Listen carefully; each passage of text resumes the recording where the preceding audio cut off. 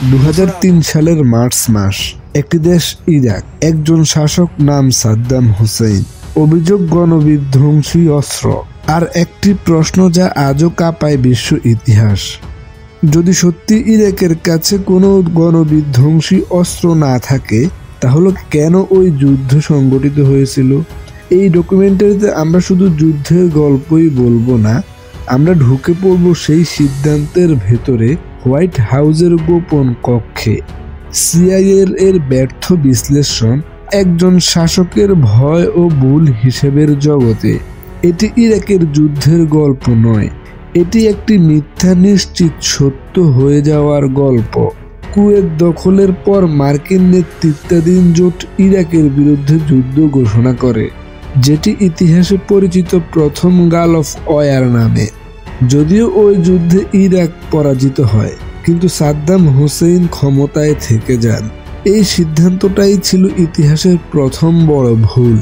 জাতিসংঘের রেজলিউশন 687 অনুযায়ী ইরাককে সব রাসায়নিক ও জৈব অস্ত্র ধ্বংস করতে হবে, পারমাণবিক অস্ত্র কর্মসূচিও বন্ধ করতে হবে। আর ওই অস্ত্রগুলোই এক নামে পরিচিত হয় WMD নামে। প্রশ্ন এখানে, যে শাসক আগে নিজের জনগণের ওপর গ্যাস ব্যবহার করেছে, তার কথায় বিশ্ব কি ভরসা করতে পারে? 1991 সালের পর শুরু হয় ইতিহাসের অন্যতম কঠোর অর্থনৈতিক নিষেধাজ্ঞা। ইরাক তেল বিক্রি করতে পারবে না, আমদানি বন্ধ, চিকিৎসা সামগ্রী সীমিত, কৃষিও একেবারে ধ্বংসের মুখে। ফলাফল ভয়াবহ অপুষ্টি, মহামারী ও লক্ষ লক্ষ মানুষ মারা যায় ইরাকে। কিছু হিসাব বলে 5 লক্ষেরও বেশি শিশু সে সময় মৃত্যুবরণ করে।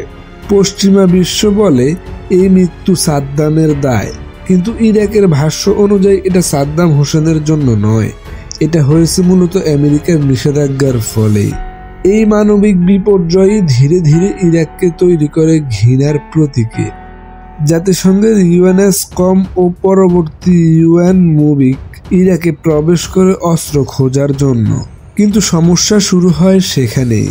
পরিদর্শকরা অভিযোগ করেন নথি লুকানো, প্রবেশে বাধা, কিন্তু সাদ্দাম বলে তোমরা পরিদর্শক নও, তোমরা গুপ্তচর। এবং আংশিকভাবে সে কথাটা মিথ্যা নয়, পরবর্তীতে প্রমাণিতও হয়। কিছু পরিদর্শক সত্যি মার্কিন ও ইসরায়েলি গোয়েন্দার সাথে তথ্য ভাগ করেছিল, অর্থাৎ তারা সত্যি গুপ্তচর ছিল। 1998 সালে সাদ্দাম হোসেন পরিদর্শকদের বহিষ্কার করেন। প্রতিক্রিয়া যুক্তরাষ্ট্র ও যুক্তরাজ্য চালায় অপারেশন রিসার্চ ফক্স। চারদিক থেকে প্রায় 600টি বোমা নিক্ষেপ করা হয় ইরাকের উপর, 400+ ক্রুজ মিসাইল। আমেরিকার প্রেসিডেন্ট বিল ক্লিনটন তখন স্পষ্ট বলেন, যতদিন সাদ্দাম ক্ষমতায় থাকবে ততদিন নাকি বিশ্ব নিরাপদ নয়। ওই সময় ইরাকে জন্ম নেয় সাদ্দামকে উৎখাত করার মার্কিন নীতি, কিন্তু তখন কেউ বুঝতে পারেনি যে এই নীতি একদিন পূর্ণাঙ্গ যুদ্ধ বয়ে আনবে ইরাকে। এরপর 2001 সালের 11 সেপ্টেম্বর নিউ ইয়র্কের পেন্টাগনে প্রায় 3000 মানুষ নিহত। আমেরিকার মনে জন্ম নেয় ভয়, প্রতিশোধ আর চরম নিরাপত্তাহীনতা। এই মুহূর্তটাই বদলে দেয় সব হিসাব। আল কায়দা দায়ী, কিন্তু হোয়াইট হাউস জিজ্ঞেস করে এই সন্ত্রাসীরা কি কোথাও থেকে সাহায্য পেয়েছিল? আর এখানেই ইরাক আবার উঠে আসে। 2002 সালে জর্জ ডব্লিউ বুশ ঘোষণা করেন Axis of evil, Iran, Iraq, উত্তর কোরিয়া। কিন্তু সেই ঘোষণার প্রমাণ ছিল একেবারেই দুর্বল। 2002 সালের এক জরিপে সে সময় দেখা গিয়েছে 66% আমেরিকান বিশ্বাস করে ইরাক ওই হামলায় জড়িত, যা একেবারেই সত্য নয়। এখানে আসে এক ভয়ঙ্কর অধ্যায়। এক ব্যক্তি, রাফিদ আহমেদ আলমান, সে দাবি করে ইরাকের কাছে নাকি মোবাইল বায়োলজিক্যাল অস্ত্র ল্যাব আছে। জার্মান গোয়েন্দারা সন্দেহ করে। এরপর 5 ফেব্রুয়ারি 2003 কলিন পয়েলেন জাতিসংঘে দাঁড়িয়ে বলেন ইরাকের লুকানোর সময় শেষ। অডিও ট্র্যাপ, ছবি, চার্ট, বিশ্ব মিডিয়া বলে স্মোকিং গান, কিন্তু অস্ত্র পরিদর্শক হ্যান্স রিক্স বলে আমরা কিছুই পাইনি। বিশ্ব তখন দ্বিখণ্ডিত হয়ে যায়।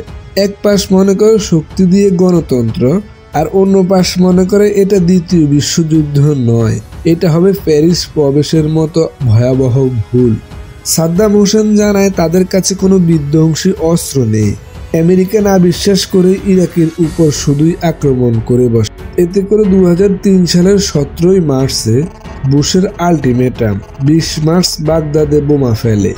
যুদ্ধের পর দেখা গেল ইরাক পুরোপুরি ধ্বংস, লাখো লাখো মানুষের মৃত্যু, মধ্যপ্রাচ্যের স্থায়ী অস্থিরতা। কিন্তু সেখানে কোনো অস্ত্র নেই, যেটা ধারণা করেছিল আমেরিকা তার কিছুই নেই। শুধু একটা মিথ্যা রিপোর্টের উপর ভিত্তি করে তারা ইরাকে আক্রমণ করে বসে। ক্ষমতা আর অহংকারের এক অনিবার্য ফল বয়ে আনে ইরাকে। ইরাক যুদ্ধ আমাদের শেখায়, যখন ভয় নীতিকে চালায় তখন সত্য সামনে থাকলেও হেরে যায়।